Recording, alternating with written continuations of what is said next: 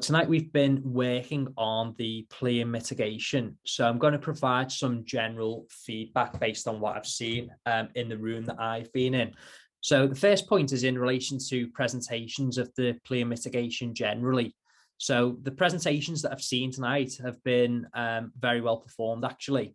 So in terms of the general pace, it was a nice slow pace. And this applies for plea mitigations or any form of advocacy.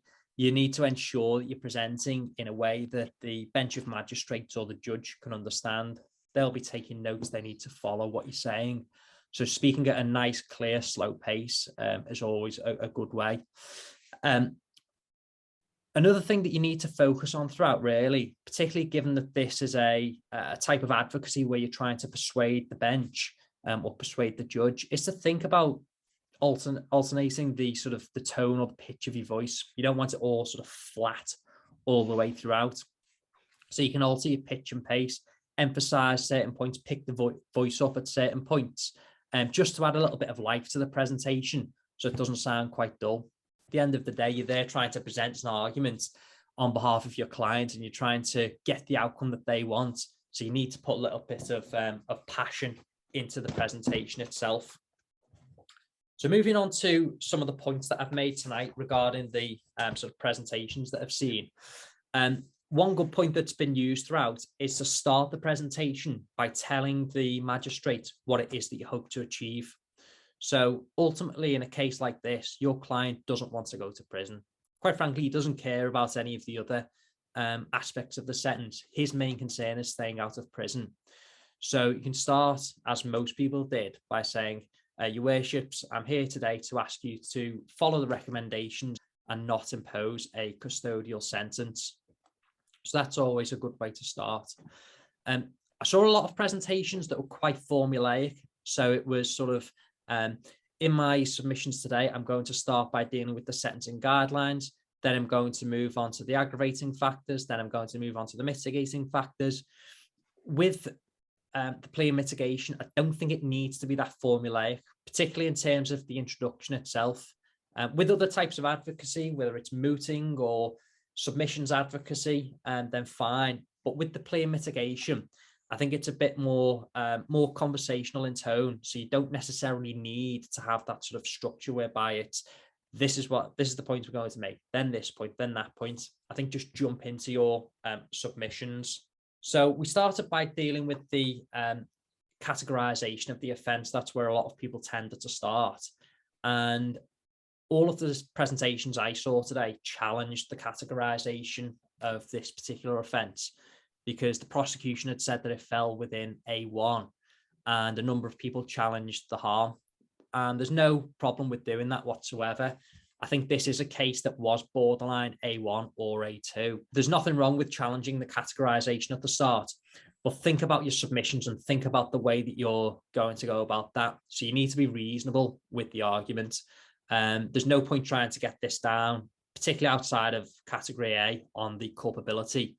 And the reason for that is because looking at the seriousness of this assault, the fact that there was a shoe on the foot, the length of time that this goes on for, it's always going to be in category A. There's no way you're getting around that. It's only really on the harm side that you can bring this down. So present the arguments, but present them in a way that's reasonable. Because if the court look at your submissions and think that particularly your categorisation is not reasonable, then you're going to struggle to convince the court on your other points as well. So show that you're being reasonable throughout your submissions.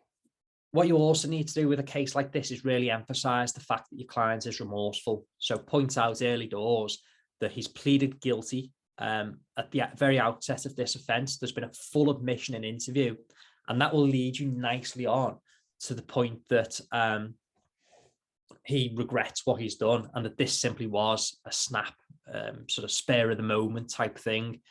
He's been under pressure. There's been a lot of sort of confrontation there. There's been the provocation, and that's the reason that he has committed this offence and that it's out of character. So you can use little phrases like that this was out of character for him. What you also need to do with a plea mitigation as well is think about the significance of various points. So I saw some people that were spending too much time on points such as the categorisation of the offence and looking at the previous conviction. These are points that can be dealt with relatively quickly. In a case like this, you need to spend more time focusing on the mitigation in this case and why there shouldn't be a custodial sentence there. So think about your time, particularly in a case like this, whereby you've only got 5 minutes to present your submissions. Think about how you're dividing the time up. So you don't want to spend half your time talking about the categorisation of the offence, when in reality, it's probably not going to make that much of a difference. And you need to really focus on using that time to convince the court why this is out of character and why they shouldn't be imposing that custodial sentence there. So really think about that. Also look to use the report from probation within your submissions as well. Think about any terminology that can be used. So I was watching one plea mitigation whereby the advocate said, if a custodial sentence is imposed, this will destroy all of the hard work that has been completed by the defendant so far in relation to his career, and the custodial sentence would be disproportionate. These are quite nice words. So short sort of buzzwords like that really go down well. And thinking about the use of the pause at certain points as well. You know, this is a piece of advocacy where you can incorporate a little bit of passion there. And I was watching one presentation today whereby the advocate had said, this was quite a significant assault. However, prior to the assault, there was provocation that was going on for 20 minutes, during which time the defendant did not react. Use the pause there. So it shows that there's a reason for this. This isn't a guy that's just got on a train and beaten somebody up for the sake of it. He sat there doing nothing for 20 minutes and then there's been a snap. Then moving on towards the end of the presentation, you need to remind the court once again what you're asking for. So you'll be saying, in all the circumstances or based on my submissions, I'm going to ask that the court follow the recommendations of probation and do not impose a custodial sentence. Of course, the magistrates might not do that.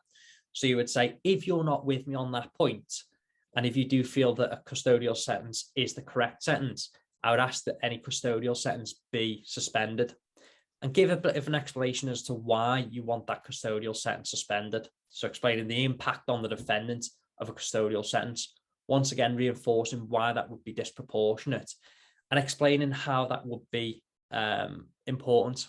So you can say, for example, if you impose a custodial sentence, one of the phrases I often see is, this will hang over his head like the sword of Damocles. So what you're saying to the court there is that if you impose this custodial sentence, he knows that any further offence could trigger that custodial sentence. So he knows that he has to be on his best behaviour going forwards. So it's just a nice little touch to finish the plea and mitigation there.